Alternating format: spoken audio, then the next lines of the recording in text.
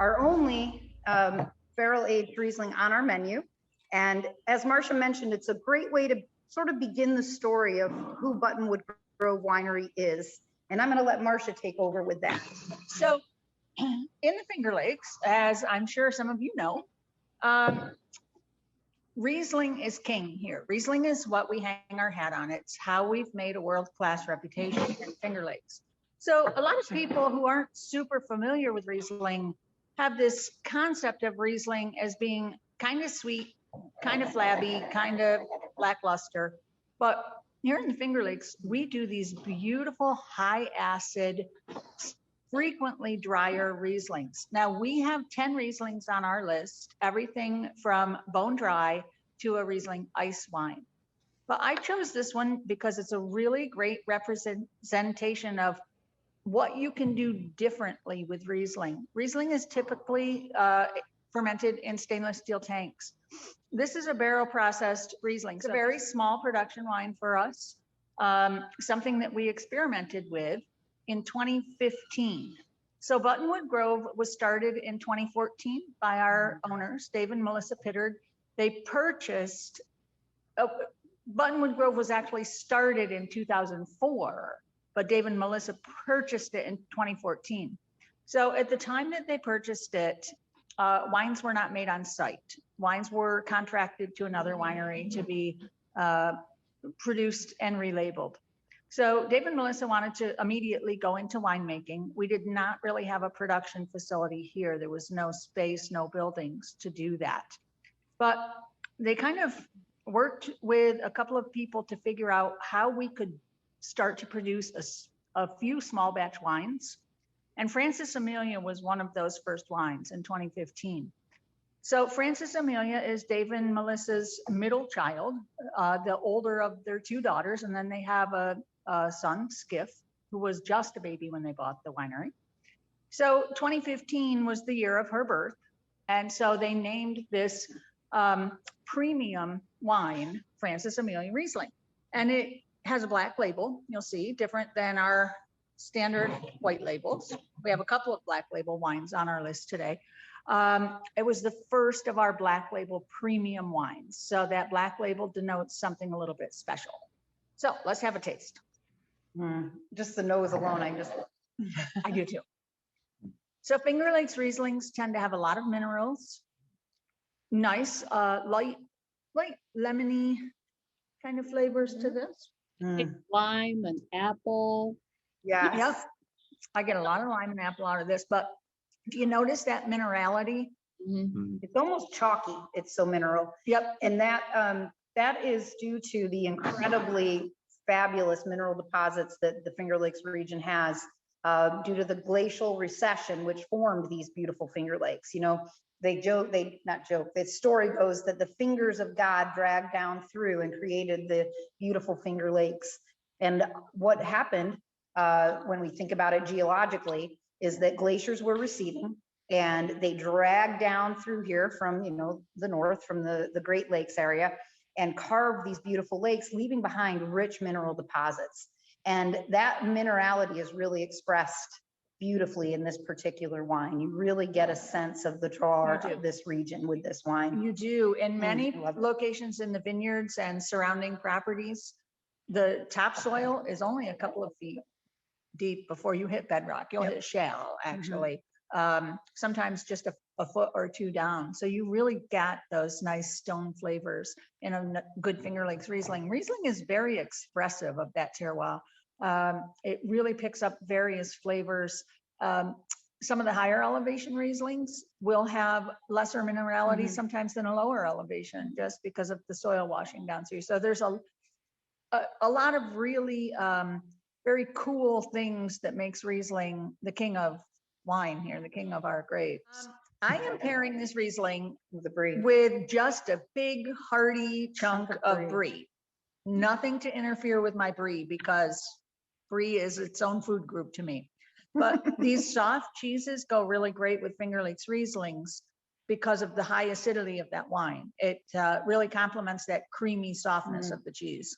You know what I noticed is that apple that you'd mentioned really pronounces after a bite of the brie. Oh yeah. I really get, so my original sip without that, without the brie. I got a lot of that beautiful minerality. I got a little more of the citrus note. And then I just got a big, beautiful gush of apple Me afterwards. too. Really And pear. changes I it. get a little bit of pear in there too. And wine enthusiasts really like this. They give you 89 points for this. Mhm. Yes, and you know, it's been an interesting wine to put into competitions or magazines because a lot of judges and a lot of wine writers aren't expecting that little bit of oaky. It's not even the oakiness, it's the different complexity. It's the softer, the rounder mouthfeel, and they're not quite expecting that from a Finger Lakes Riesling. And sometimes they're not quite sure what to do with it. Mhm. So we were really, really pleased to get an 89 point for this. Finger Lakes Rieslings are very competitive. There are hundreds and hundreds of really good Rieslings in the area. So when you can pull an 89 or a 90 point Riesling, you're doing well because it's a tough competition. Really like it. I love the fact that it was named for one of his daughters. That's really nice.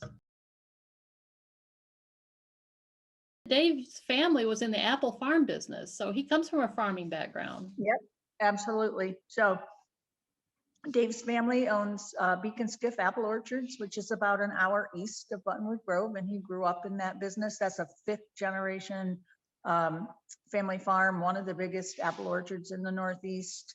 And so when Dave and Melissa got married, they were living down in the New York City metropolitan area. And when their first child was born, Skiff, who's now, I believe he's 8 now, 8 this year. Yeah, he's 8 this year. When he was born, they wanted to move back to be closer to both sets of grandparents, both of whom live in Skinny Atlas, where Dave and Melissa were raised. And so they were looking for a venture of their own. Dave could have gone back into the Beacon Skiff family farm. There were opportunities for him to do that, but he wanted to do something on his own. So they looked around for wineries to buy. Buttonwood Grove was up for sale at the time, and they took the plunge and jumped right in. And so 7 years later, we're coming up on their 7th anniversary here. 7 years later, we now make all of our own wines. Yep. We've just about tripled the vineyard acreage.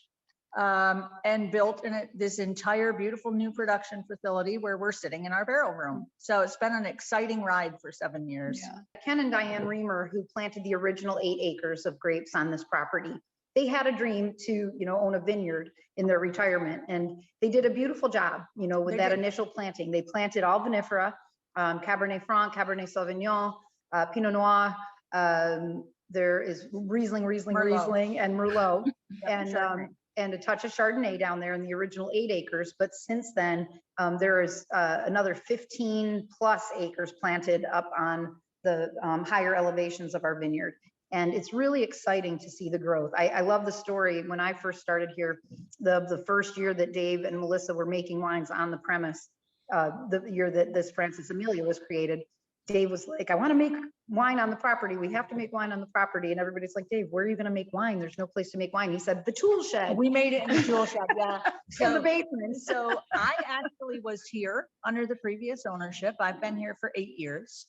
And so Dave and Melissa came in 7 years ago, and the whole original tasting room staff stayed for the most part. The core people in the tasting room stayed. And we all got reassigned to new jobs. So our general manager was Sue Passmore, and she is now our winemaker, and very successfully so. And the tasting room was pretty much run by myself and another employee, Kathy Leslie. And Kathy is now our director of HR, and I'm now our marketing and wine club director. And so it's all kind of settled out and in a great way. And it's been a very, very successful and exciting 7 years. And actually last year, right at the height of COVID, Dave and Melissa purchased a second winery 7/10 of a mile south of us. They acquired a winery called Toro Run, which was up for sale. And We managed it and ran it during last summer and fall. And as of about 2 weeks from now, the end of May, that will be rebranded as 680 Cellars. So we're really excited about that. It will be a really small batch winery making wines in coquille pesto, terracotta, cement vessels.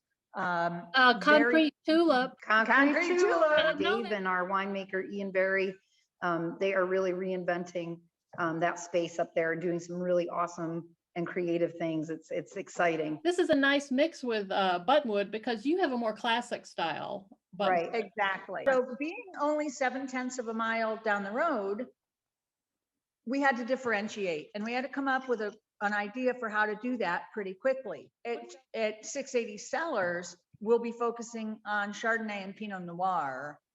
And here it will be all about barrels and tanks for the most part. And over there, it will be all about these new Vessels, amphoras. amphoras, that awesome tulip. We've got one called a cigar and The Three Sisters, or the Three Little Pigs. The three little pigs. Sometimes I call them We've got Three Little Pigs. The clavers look like they The have little pig flavors, snouts. yeah. So it's very exciting. We're putting in some new grapes over there. Chenin Blanc will go in over there, which there's not much of in the Finger Lakes. We'll be doing some different styles of Riesling over there as well. We have a Riesling Cabernet that will come out soon. So that's kind of exciting because it's really delicious. Mhm. We tasted that recently. Yeah. There's an orange Riesling cooking. Yeah. So we're kind of excited about the orange Riesling coming down the pike. What's an Yeah. orange Riesling? So it's been on the skins instead of being taken right off the skins. Orange wine is a wine that, a white wine that has skin contact, just like a redwood. And so it gets a blushy kind of orangey flavor. A Pinot Yeah. good too, right? Orange Pinot? I did not see an orange Pinot.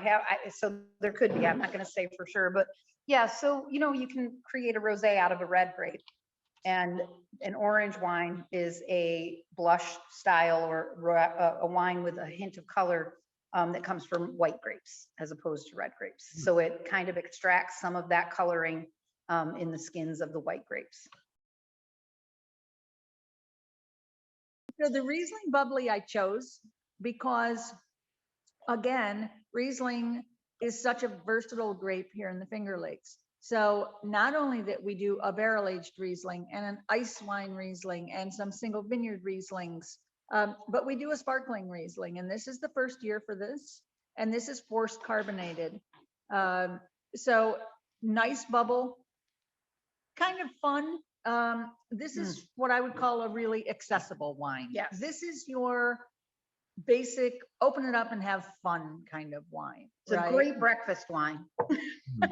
We work in the wine industry, so we can get away with that. But with the sparkling wine, you can get away with that little bit of sugar and not have it taste quite as sweet. That carbon dioxide and the high acidity really prevents that from tasting too awfully sweet. So this is just fun. Cheers.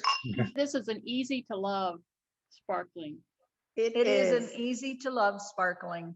These are what I call accessible wines, right? Oh, that is delightful. If you are not a huge wine drinker, if you're not a sparkling lover, if you don't like something sweet or you don't like something too dry, this is pretty much great for anybody. And it's extremely reasonably priced. You sell this Yeah. for $17.99 at Wine Club members obviously get a big discount, but how reasonable is that? Yeah. It is. And It's a that's, very I think, reasonable the other price.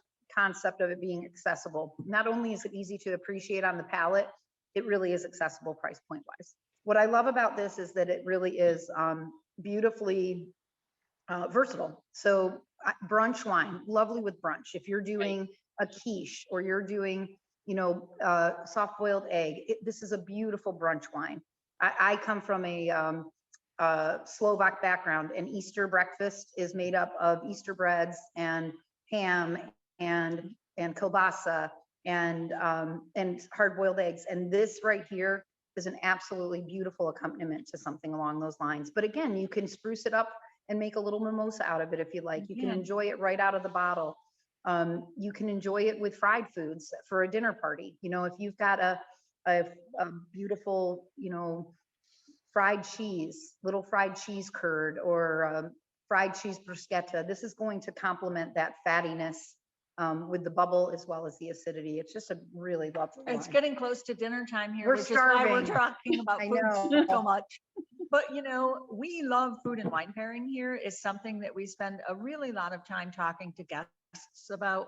I mean, it's great to just, you know, give them the texts about a wine, give them the facts, but telling them how they can use it opens up a whole new world for them, because really people are intimidated by trying to pair food and wine, and they shouldn't be. Yeah, Um, should be fun. And so we try to really help them with that and tell them, hey, try this. And Di has a background in the restaurant industry and is happy to spiel off a whole menu of what it can go with. And it's something that I enjoy as well. Honestly, a good food and wine pairing complements both. But that being said, if you like the taste of two things together, go at it. Go for it. Have at it. The other reason that we talk often about pairing wine and foods here is because folks will tell me, oh, I don't like sweet wine. And I often will say, you know, I just want to encourage you that I used to say this very same thing. But what I realized is I may not prefer a sweeter wine by itself, but if I'm having something spicy, I've learned that that sweeter wine really lends itself to helping to dissipate some of that spice. And so all of a sudden, that sweet wine that by itself I wouldn't necessarily order a glass of, it is the absolute perfect accompaniment to spicy Thai food or to Mexican food or something with a little kick. So it broadens the scope of what folks are willing to appreciate and try. Yeah, we frequently will do some small food and wine pairings like that in our tasting room. And, you know, especially dry reds. There are a lot of people who have not quite reached their way into the dry red world, and we'll give them some summer sausage with maybe a little bit of maple cream or cajeta, something like that, something sweet on it to go with that dry red, and all of a sudden they fall in love with it. It's a completely different Yep. experience. So this is a new addition. You said this is the first year that you made this? Yes, we have a lot of new additions, actually. The Cab Franc Reserve that we'll be tasting towards the end, and the 11 barrel red. This is our first vintage of the Cab Franc Reserve, I think. Nope, second. Second vintage. Yeah, you're We right. had a 2016, Yep. the 2017 is delightful. And the 11 barrel red that we're going to move on to now. This is actually our first vintage of Are we this. moving? Yeah. Love Okay. barrel. Oh yeah, let's move. So this has become my current favorite red wine. It's fantastic. And it keeps getting better and better and better. So this comes from the 2018 vintage year. So the Finger Lakes is a really interesting climate. It's very, I don't think you could call any year in the Finger Lakes typical. It is typical for being atypical, That is Right? a great description. right? So 2017, which we'll have the Cab Franc Reserve shortly, was one of our best red years. It was hot, it was sunny, it was a delayed bud break. And we were a little bit worried about a wetter May and June a little bit. And then it came off sunny and it was beautiful and we had a drought. So actually things which grapes actually like a drought if it's not too pronounced. And then we had 2018. And it started raining around April, and I think it stopped around Christmas. August. No, Christmas. Yeah. It rained all the way through harvest. All it did was rain. So grapes, specifically, particularly red grapes, need a lot of sun to ripen thoroughly. This is not a sunny climate here in the Finger Lakes. We are east of the Great Lakes. A lot of cloud cover forms over those great big bodies of water. We are Rochester, which is just an hour west of us, is one of the grayest cities in the country. Syracuse is second rainiest only to Seattle? Seattle. Yeah. Mhm. So when we get a rainy year, when we get a year that seems excessively cloudy and rainy to us, it's pretty cloudy and rainy, right? Because we're used to that. So 2018, our poor winemaker Sue, who actually just walked through here, scratched her head a lot and tore her hair out and said, we will make wine. We will make good wine, but this is a pretty big challenge. So this is our 2018. And what we got from the 2018 reds, because the grapes were not quite as ripe, we get somewhat lighter color, although this is great color, not actually. bad. So 11 barrel red. There are 11 barrels in the final bottling of this. There were 6 barrels of Cab Sauvignon, which is a really tough grape to grow here. Cab Sauvignon, we get winter kill, we get, freezing of the buds. I mean, it's just not super suited for this climate. So it's 6 barrels of Cab Sauv, 3 barrels of Merlot, which helps to give it some color. Yep, and a little body in the And middle. a little body, yep. 1 barrel of Cab Franc, which is our biggest red grape here at Buttonwood Grove, and 1 barrel of Lemberger, which we don't do a lot with. We have a few rows of it, but I believe this was the first harvest of that. So those were newer vines, but the Lemberger added a little bit of color and weight. Body, Yeah, I think, nice as weight well. to it. And a little earthiness. Call Can it, be licoricey it can be licoricey, a little Yeah. hyssop or licorice. This is, on its own. yes, this is smelling a little more leathery It is. and yeah. saddly than it So did we previous. released this in August of last year, I believe, around then. Yeah, August of last year. And it, of course, very young. And it is now almost a year later, really settling into itself.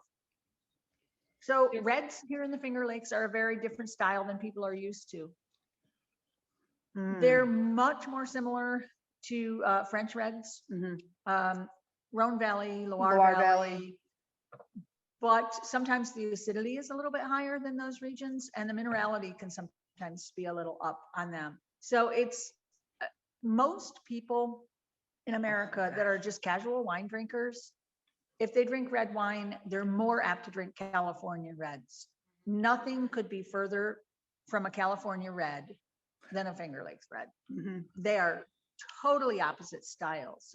So over the years, what we've seen is that not only that people's palates are getting a little more sophisticated, but their knowledge is increasing that your wine should reflect the terroir. So of course, we have a shorter growing season. So we are going to produce fruit that is higher in acidity and lower in sugar.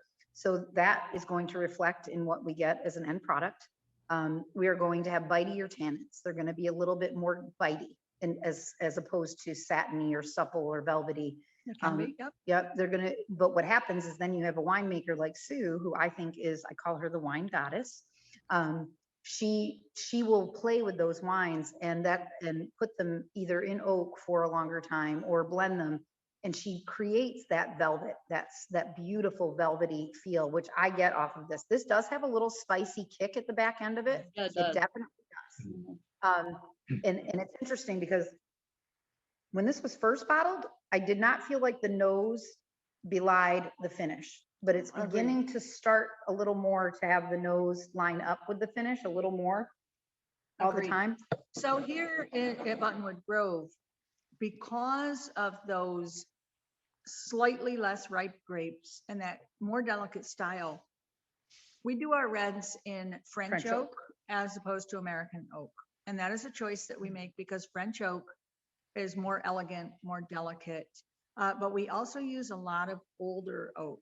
So if we do 10 barrels of a red, we might do 1 or 2 barrels new oak. A quarter, maybe less, under a quarter of the oak that the wine will see will be brand new oak. Yep. So that makes a big difference because the oaking is subtle, and that oaking this was probably an oak right around a year, possibly just a little 14, bit more. I was going to say about 14 months. Yeah.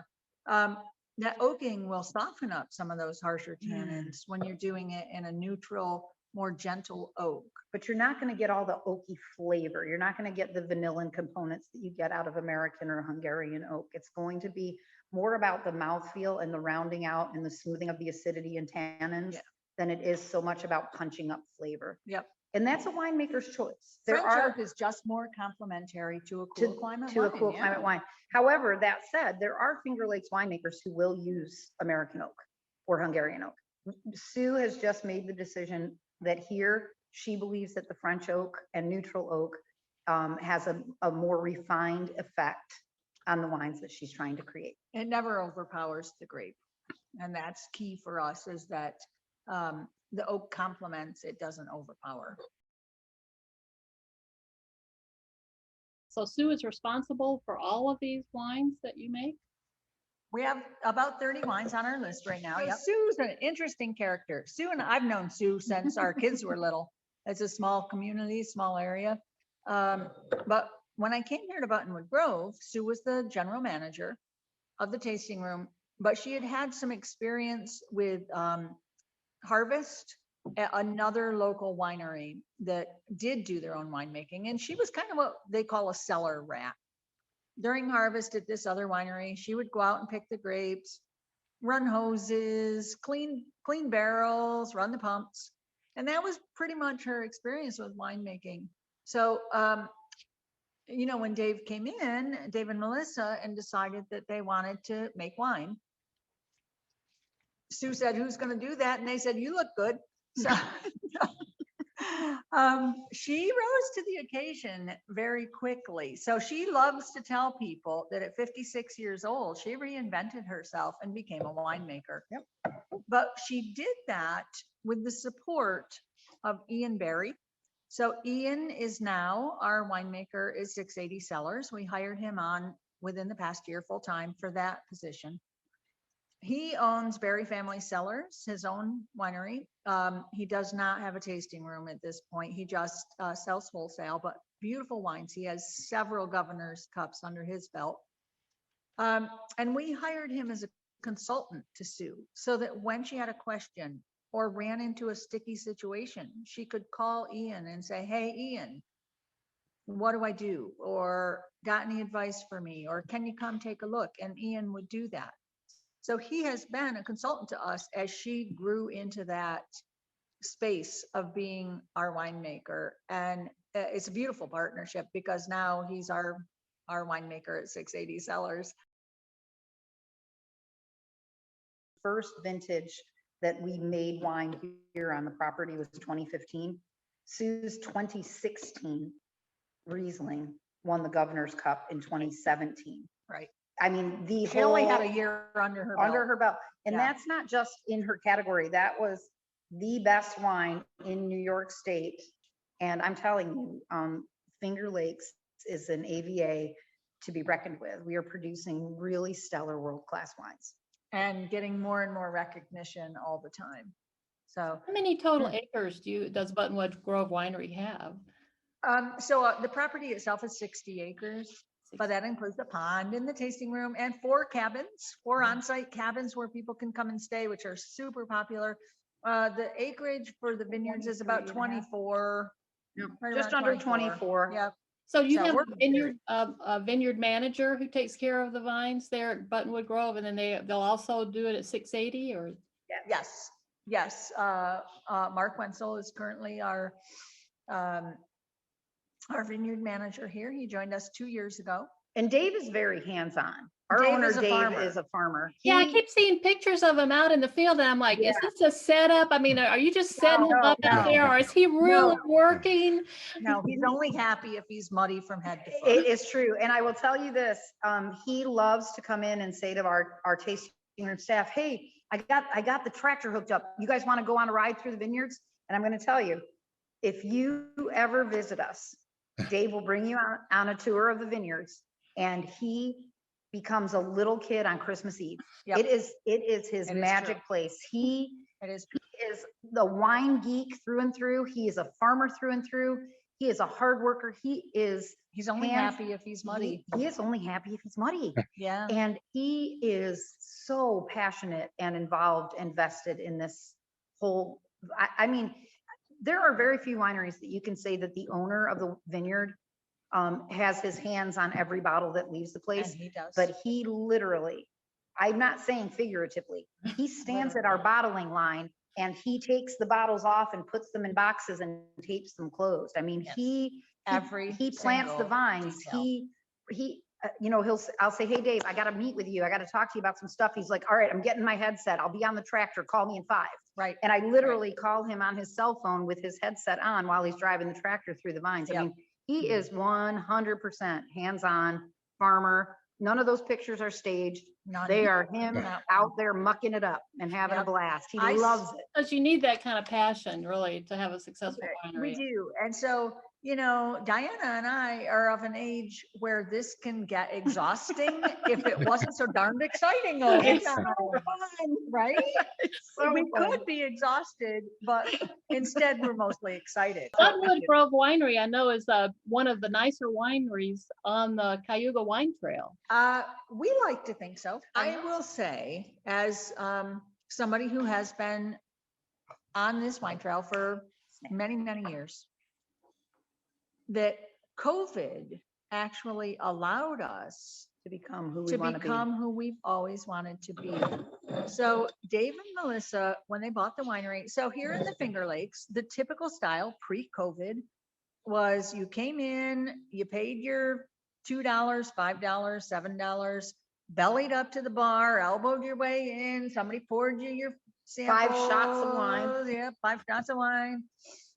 Maybe on a quieter, nice day, you could have a good conversation with people. The very first day that I worked in this industry, which was not at this winery, it was at a neighbor, was a Saturday in September. And we saw 1,200 people in our tasting room in one day. You can't build a relationship. You can't do anything but go down the bar pouring wine. When COVID came in New York State, there was a new man. We were closed for 3 months. And when we were allowed to reopen, the mandate was that you had to sit down to do your tasting. And that mandate remains in place a year later. And so Dave and Melissa had always wanted to do seated tastings instead of that bar chaos scene. But with 150 neighboring wineries, it's really hard to be the one place that shakes it up. And we wanted to so badly, but it was just hard to say, okay, today's the day, right? Today's the day we're going to swim upstream. And we're going to swim upstream. So when we could reopen, Diana, who has much restaurant experience, said, oh, We can do this. we can do this. We'll just pull all the tables in off the deck, put them in the tasting room, space them 6 feet apart. We got this. And we opened the next day. And we turned around and we have not looked back. We love it. And we will never look back because this has enabled us to be who we want to be. So we can now see, rather than here on a typical Saturday pre-COVID, we would see maybe 300 tasters. Numbers have been down because there's so many wineries in the Finger Lakes that the vast crowds of 1,200, that's like a 10-year ago thing. Now they're spread out between so many wineries. We have gone from maybe seeing 300 people on a Saturday to seeing 150. That is a wonderful thing because those 150 people are buying way more wine than the 300 ever thought of buying. Mhm. Robert Parker says the top 10 vineyard vacation spot in the world. Yes, Huzzah. yes, that was quite an interesting thing. They reached out to us out of the clear blue sky. It was a snowy Saturday afternoon in February a few years ago, and they said, we need pictures by 6 o'clock tonight. I was like, okay, let me do that. But yeah, no, that was a really nice, we've gotten really a lot of mileage off of that from Robert Parker. I don't know how they found us. They reached out to us randomly. But we do think that we have one of the nicest spaces on Cayuga Lake. We have a beautiful view.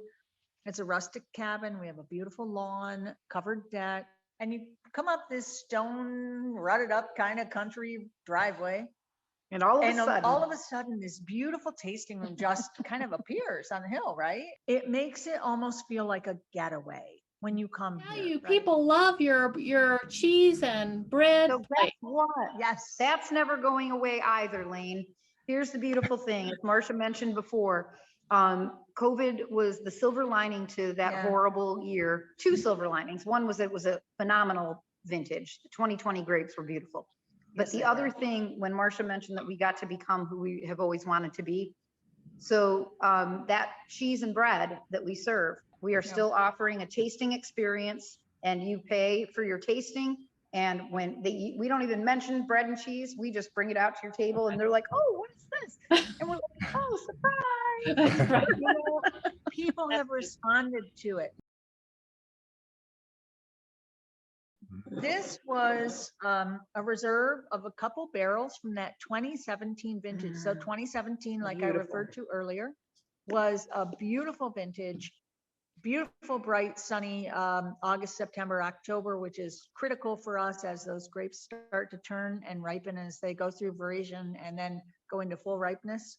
So 2017 was a really, really good red year here in the Finger Lakes. So our winemaker, Sue, that we've referred to a few times, identified a couple barrels of the Cab Franc that were just stellar. They were, the entire 2017 Cab Franc vintage was great, but she identified two that just were heads above the others. So she Very left them in. limited release. Too. Yeah, very limited release. So 97 cases of this. So she left this in for 33 months. 33 months in oak. Yeah, it was in for a long time before bottling. So that oakiness could have been overpowering in other vintage years, but it's not in this. And because, again, she uses a lot of older oak, I don't feel that the oak overpowers this at all. But Cab Franc is the signature red grape at Buttonwood Grove and becoming the signature red grape of the Of this Finger region. Lakes. But, yeah. So- Cabernet Franc, you know, again, normally this is something that we don't see often around the rest of the world as a single varietal wine. We often, you know, I have a lot of folks who come through our tasting room who say, Cabernet Franc, I've never heard of that. And I'm They like, probably drink it they all the drink it a time. lot. Yeah. And I will mention that to them. You know, Cabernet Franc is often blended with other grapes around the world. You'll see it in Bordeaux blends, you'll see it in Meritage style blends, but it doesn't very often get put in its own bottle with its own name. But And in the Finger here Lakes, in the it's Finger very Lakes, it's popular. very Yeah, popular, and yeah. it's delightful, acidic and bright So, and smoky and Oh, this peppery. is- It's so beautiful. Cab Franc is actually the parent grape to Cab Sauvignon. One of the parents. One of the parents, the mom is the Sauvignon Blanc. Yep. Yep, Sauvignon Blanc and Cab Franc Had a baby. had that Cabernet baby Sauvignon. called Cab Sauvignon. Yeah. So this tends to be lighter than a Cab Sauvignon. Can tend to be more acidic. Yep, definitely more tart, bright. Yep, it So- can tend to have a lot of herbaceous, green pepper kind of flavors if it doesn't ripen. If it doesn't see thoroughly, the sun. if it doesn't see a lot of sun. And that's not necessarily a fault, it's a style. We try to get away from that style as much as we can because even though it's not a fault, a lot of people don't find it all that pleasant. So we try to get our Cab Franc really right. The 2020 Cab Franc came in at 23 bricks. A 23, it 23 was bricks, I 23 think. bricks. It's Yeah. gonna be it's gonna be interesting. I can't wait. Yeah, So with this, we get nice color. So this has been in the bottle for, oh gosh, 33 months. Oh, in the bottle for about a year, I guess, close to.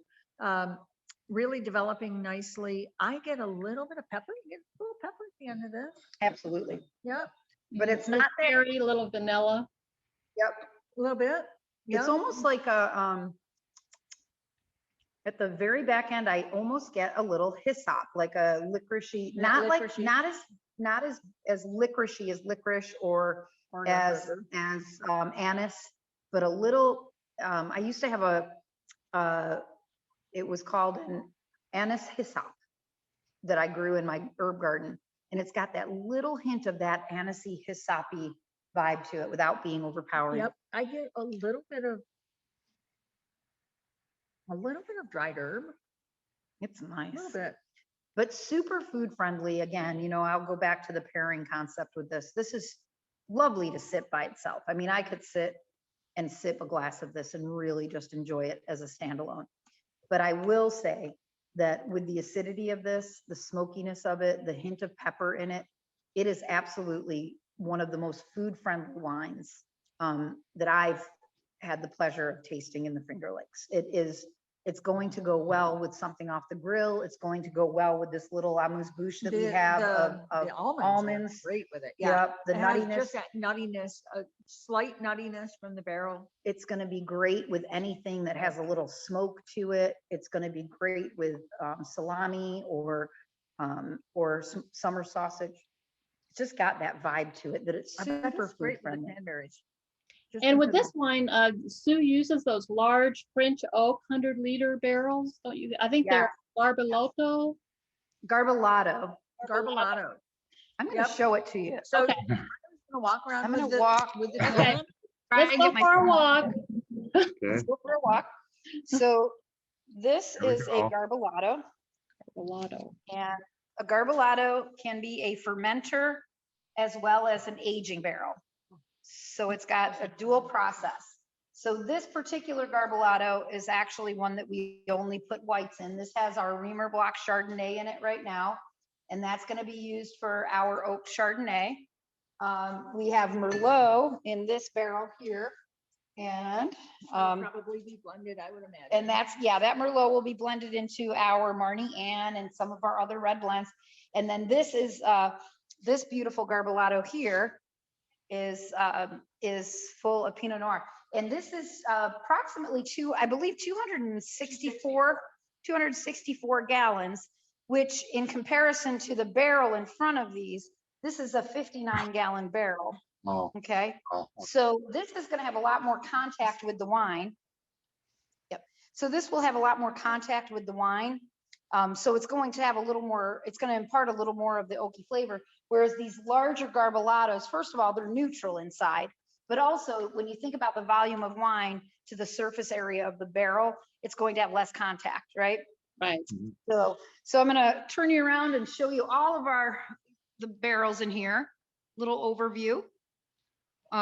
So again, all of these are French oak, and these are all full of beautiful things. We've got some Arundel, which is a Cornell hybrid, some Chardonnay.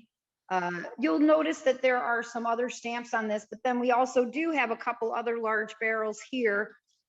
These are about 3 times the size of the 59-gallon barrel, so not as large as the Garbolatos, of course, but you'll notice that these have our Buttonwood logo. So we have a great combination of brand new oak versus neutral oak that we purchased from other wineries.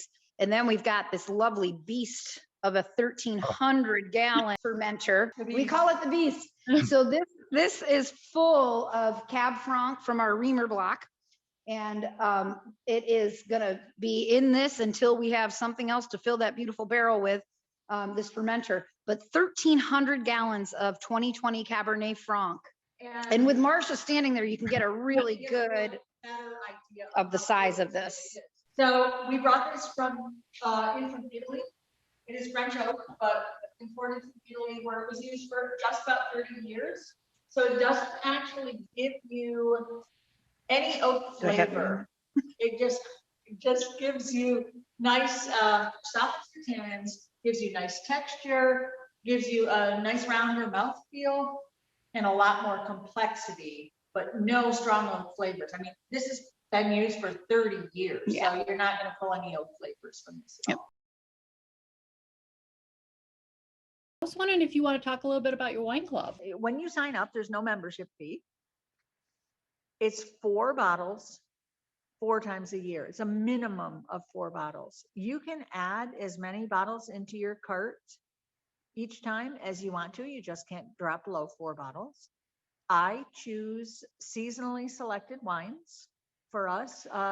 So for instance, during our April shipment, which just shipped out a couple of weeks ago, focused heavily on rosé, our Blanc de Franc, which is a white Cab Franc, summertime, spring and summer wines. But if that's not something that you like, you have a week after I select those and put them in your online cart. You have 1 week to go in and change out to whatever you want. So there's no membership fee. It's $10 flat rate shipping to any of the 23 states that we now ship to. Hey, I love that. I yeah. love that $10 flat rate fee. No, that's It's great. Yeah. It's great. It's a big deal. So Yeah. and when I say $10 flat rate, That's I anytime mean you it. ship. like that is, you can order every other week and get that $10 flat rate shipping as And- long as you don't drop below the And you 4 can bottles. ship 4 cases of wine for $10. And it's not $10 per case. It's $10. $10. If you order 4 cases of wine, to be $10 shipped total. home for the holidays, Mhm. then you Yep. will pay $10 for those. Yeah, 4 that's cases. fabulous. That's really Yeah. good. It is really nice. We do ship all over the US. Just recently added, in fact, as recently as day before yesterday, added Tennessee. We added Oregon. Kentucky just opened up for shipping over COVID, during COVID. Just added them.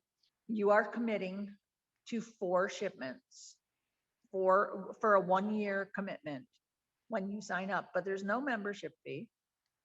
Yep, If you get you- 20% Yep, off all of your wines. 20% off all wines, 10% off in the gift shop. But the biggest thing about the wine club, for us on our end, is the fact that we have made so many friends. Yes. I was through just going to this. say, we talked about our staff being a family. Yes. Our wine club members They're a have family. become part of our family. Hey, it's becoming part of the Buttonwood Grove family. You're going to get great wines at 20% off. You're going to get $10 flat rate shipping.